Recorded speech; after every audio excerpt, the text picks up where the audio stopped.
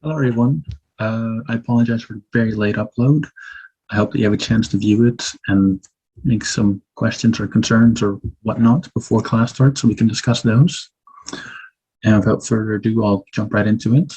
So today I'll be looking at Cheryl Glenn and Jessica Notch's invigorating historiographic practices in rhetoric and composition studies. So I found that the introduction of the article pretty well encapsulates what contemporary archival research is in conjunction to traditional archival research. So it states that, and I quote, history has become histories, and histories change in response to the dominant values of institutions, cultures, and history writers themselves. So notice the emphasis on the plurality of history, where you can gather that traditional archival research is very much focused on one objective truth, one shoe fits all, whereas contemporary research wants to elaborate on that, consider different perspectives, consider the impact different theoretical approaches subjects would have, and overall just broaden what it actually is instead of just one truth. So the article itself states that contemporary research includes three things. So one, that there's a variety of versions of what history of rhetoric and composition is.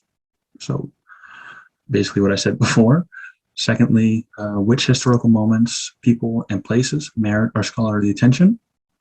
And thirdly, it reflects the ways historiographic practices shift in relation to the moment. So overall, unlike traditional archival research, it is far more fluid, whereas traditional is just far more static.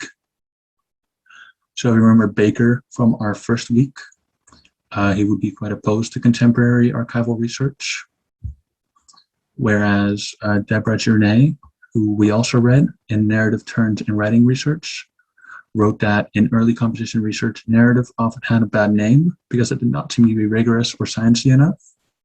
So she was far more in favor of it. Excuse me.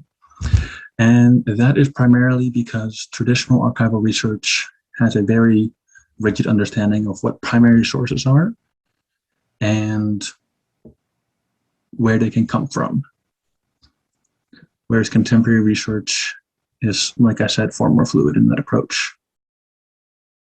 So the article gives an example of scholar John C. Brereton, where he studies just an introductory English class, and he focuses on primary sources. This is in 1953, so traditional archival research is still very present. So he focuses on the teacher's records, magazine articles, scholarly reports, early textbooks. So primarily stuff that the teacher has gathered from a static archival source, and it's just funneling towards the students, basically. And it's interesting to note that Brereton defines primary sources as common knowledge, which it really isn't. It's a very interesting way to put it, especially if you, which we will, dive more into the accessibility of archives. So the article asks two distinct questions. How do we find out knowledge about people who are excluded from the archives? And how might this initial archival move disenable the researchers from finding resources that would fulfill their research paper? So one of the researchers then provides an anecdote of her own research. Jessica Notch was researching Mexican education in Texas during the Mexican Revolution. And her initial findings were, and I quote, Mexican Americans have not really cared for education, or else they have failed to appreciate its importance and benefits their community in particular, and to their society at large. So afterwards, Jessica continued her research, and there are two key questions that she asked. So who is speaking for them? And this, obviously, it's a pretty racially charged statement.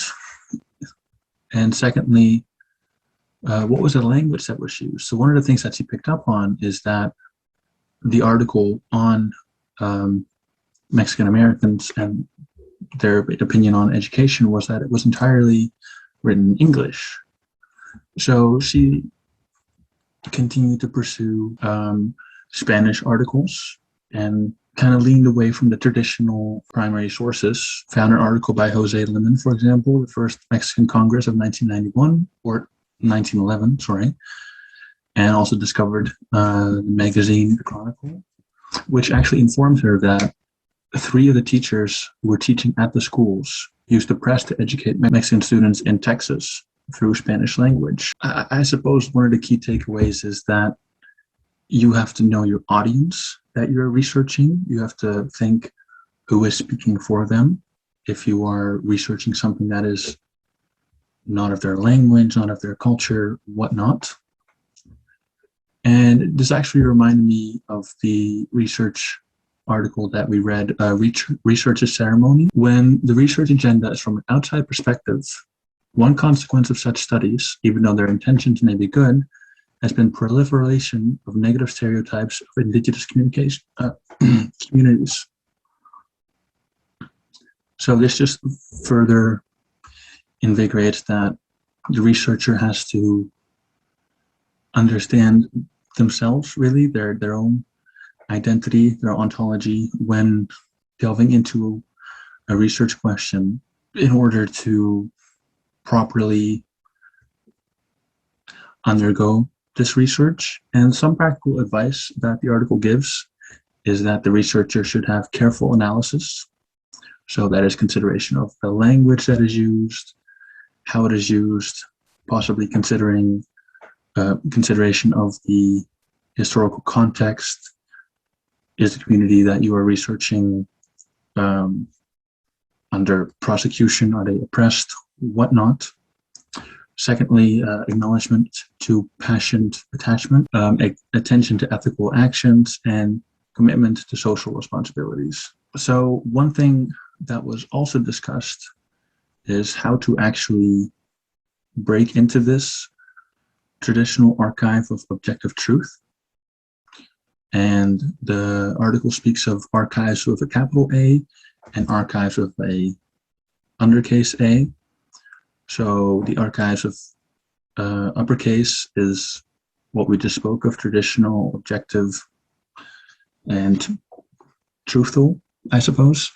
Whereas archives of a lowercase focus on libraries at like small towns, communities, talking circles, diaries, archival research that is far easier to get into because, as the article also states, exploring archives, traditional archives with a capital letter A, can be very financially and temporally exhausting. So some of the questions I thought that we could speak of in class is, how do we get these pieces into archives? For example, those lowercase a archives, and how do we use those to challenge what are the objective, truthful norm?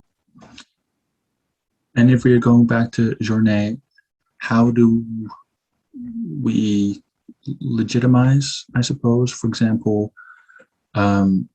narratives as legitimate research, compositional research? Would the burden fall on the marginalized community to set their story straight? For example, if, like with Jessica, someone had spoken for a community and that was considered objective truth, would it then fall on the community to fix that? Finally, what are some of the other issues that we as contemporary